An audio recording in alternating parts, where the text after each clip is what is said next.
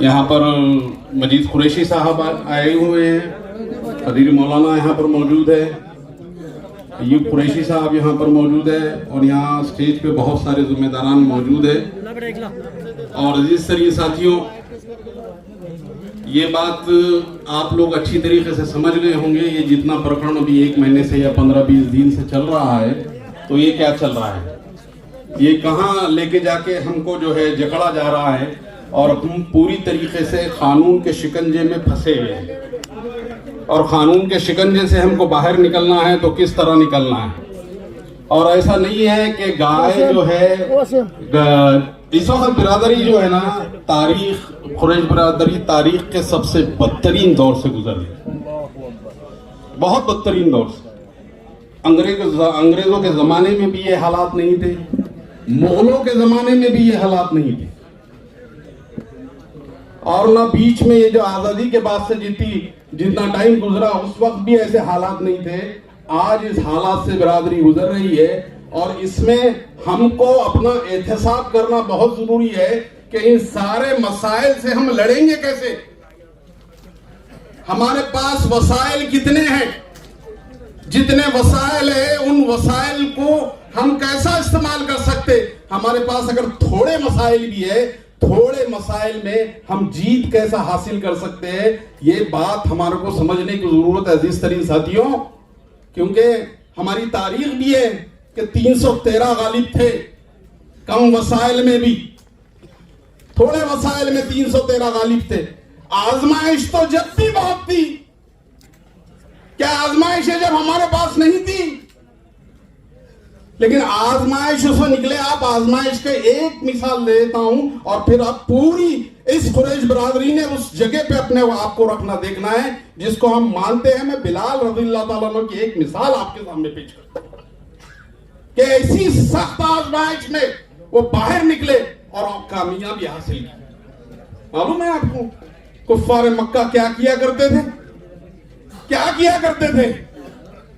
उन बिलाल हबशी रज़ियल्लाहु ताला अन्हु को गरम रेत के ऊपर लिटा दिया जाता था, गरम रेत पे लिटा दिया जाता था और उसके ऊपर वजनदार, उनकी छाती के ऊपर वजनदार पत्थर रख दिया जाता था और वो पत्थर, वो रेत की गर्मी से हजरत बिलाल रज़ियल्लाहु ताला अन्हु की रेत ही ठंडी होती थी। आजमाइश तो थी ना बॉस, और आज भी आजमाइश है।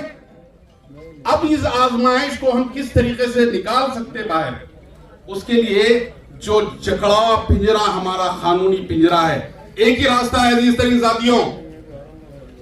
बहुत धरने, बहुत निवेदन सारे हो सकते हैं।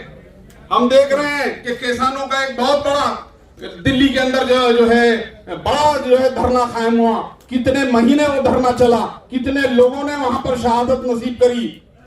लेकिन ये बेगैरत हुकूमत जो है ना इस वक्त बैठी हुई है, उसके कान पे कितनी जूं रेंग रही है, ये इसको भी समझने की जरूरत है।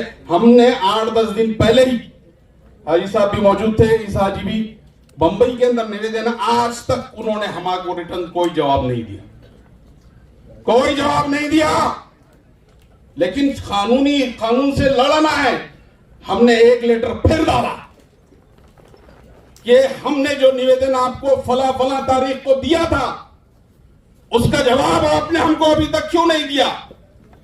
जालिम हुकूमत के सामने नजर मिला की बात करना पड़ेगी, तो जब ही तुम्हारे मसाइल भी हल होंगे। उसके बाद वहां से फोन आता है और ये कहते हैं कि हमारे पास अभी चीफ मिनिस्टर पास, आपके पास जो फाइल है उस पर उन्होंने साइन नहीं किया।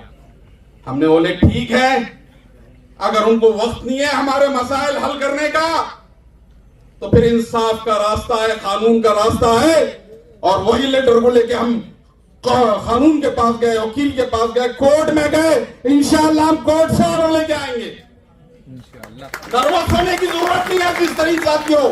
ये जो तुम्हारा सब्र, ये तुम्हारा नुकसान, ये जिस तरीके से आज हमारी बिरादरी गरीब लोग भूखों प्यासों मर रहे हैं, भूख और प्यास में मुब्तला है, तो इसका क्या अल्लाह ताला हिसाब किताब नहीं होगा? होगा, पूरा होगा हिसाब किताब। अगर वो जालिम हुक्मरान ये समझ रहे हैं कि हमको भूखा मार देंगे, तो उनको मालूम नहीं हमारा ईमान जो है अल्लाह के ऊपर है, हमको आसमान से ग़िज़ा आ जाती है। और ऐसा हुआ है जिस तरीके साथियों, तारीख में ये वाक़ियात भी हमको मिलते हैं कि भूखा अगर किसी सोच रहा है कोई जालिम कि हम भूखा तुमको मार देंगे, तो अल्लाह ताला गैब से हमको जो है रिज़्क़ अता कराएंगे। ये भी बात अच्छी तरीके से समझ लीजिए। तो जिस तरीके सारियों बहुत मुख्तसर, बहुत लोग यहाँ टाइम हो गया बात करने के, मैं अपनी बात खत्म करता हूँ, लेकिन एक बात आप अच्छी तरीके से समझ लिए, ये जो जाल आपके खिलाफ में बिछाया गया है उसका एक ही इलाज है और वो है कानून। कानून के तहत सारी प्रक्रिया चलेगी, कानून के तहत सारे काम किए जाएंगे। यहाँ पर अभी सारे लोग मौजूद है, मुख्तलिफ तंजीमों के जिम्मेदार मौजूद है। यहाँ पे अभी जो वर्किंग कमेटी बनने वाली है या जो कमेटी बनने वाली है वो तय करेंगे, लेकिन उसके लिए जो है आपको इताअत का जज्बा होना पड़ेगा, इताअत का जज्बा देना पड़ेगा। अगर आपको लग रहा है कि ये फैसला हमारे मुखालिफ है तो आप भगदड़ कर देंगे, तो नहीं होगा, ऐसा नहीं होगा। आपको मालूम होना चाहिए कि सुलह हुदैबिया के वक्त क्या हुआ था अल्लाह के रसूल के जमाने में। पूरे सहाबा मुखालिफ थे अल्लाह के रसूल के फैसले के खिलाफ। हम नहीं मानते ये फैसले को, अल्लाह के रसूल आप गलत फैसला कर रहे हैं, नौजुबिल्लाह। लेकिन अल्लाह के रसूल ने फैसला कर दिया, पूरे सहाबी साबित कदम उस फैसले पर डट गए, और उसके बाद जो है फिर आपको जो है राहत मिली। उसके बाद वो फैसले की तारीफ हुई, और उसके बाद जो जगह अल्लाह के रसूल ने जीती, फिर मक्का फतेह हुआ, वो बहुत सारा बड़ा वाक़या है, वो टॉपिक भी नहीं है तो आज मैं उसमें जाता नहीं। लेकिन ये मिसाल मैं आप लोगों को इसलिए दे रहा हूं कि फैसला जो भी होगा, आपकी ये टीम, ये बड़े लोग, ये जमात के लोग जो भी फैसला करेंगे आपको इताअत करना पड़ेगी। बिरादरान खुरैश, और अगर आपके अंदर इताअत का जज्बा नहीं है तो आप समझ लिए आपके ऊपर जो मुसीबतें आ रही है वो मुसीबतें खत्म नहीं होने वाली। तो जब तक इताअत का जज्बा नहीं आएगा, ये सारे कुरैश बरादरी के महाराष्ट्र के बड़े लोग यहाँ मौजूद हैं, ये फैसला करेंगे, और अल्हम्दुलिल्लाह कतई हमको इनसे उम्मीद नहीं है कि वो कोई गलत फैसला करेंगे। ये फैसला करेंगे, ये जो आज तड़पती बरादरी है इसके हक में ही फैसला करेंगे। लेकिन आपको सब्र रखना पड़ेगा, तहम्मुल से काम लेना पड़ेगा।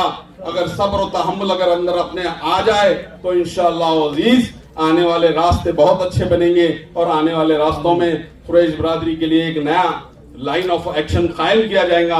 और वो लाइन ऑफ एक्शन में बहुत सारी चीजें हम देखते हैं कि कुरैश बरादरी में हर वक्त जो है कारोबार को लेके ही 6 में गोइयां। अभी कुछ साथियों ने हमारे पीछे कहा था कि तालीमी इदारे नहीं है। हमारी कोशिश होना चाहिए ये कि हर जिले में कुरैश बरादरी का एक स्कूल कायम हो। क्यों नहीं होना चाहिए? ये मजीद कुरैशी वेजापुर के हमारे साथ यहाँ मौजूद है, बिस्मिल्लाह शेख साहब बूसत से यहाँ पर मौजूद है। इनके बड़े बड़े इदारे हैं साहब, और चला रहे अल्हम्दुलिल्लाह बहुत अच्छी तरीके से चला रहे। आगे इस पे भी बात होगी, इस पे भी काम होगा। आप तहम्मुल रखिए, सब्र रखिए, और जो लोग हमारे बड़े लोग जो फैसला करते हैं वो फैसलों को आप कबूल करिए। इंशाअल्लाह अनकरीब कामयाबी हमारे कदम चूमेंगी। खुदा हाफिज।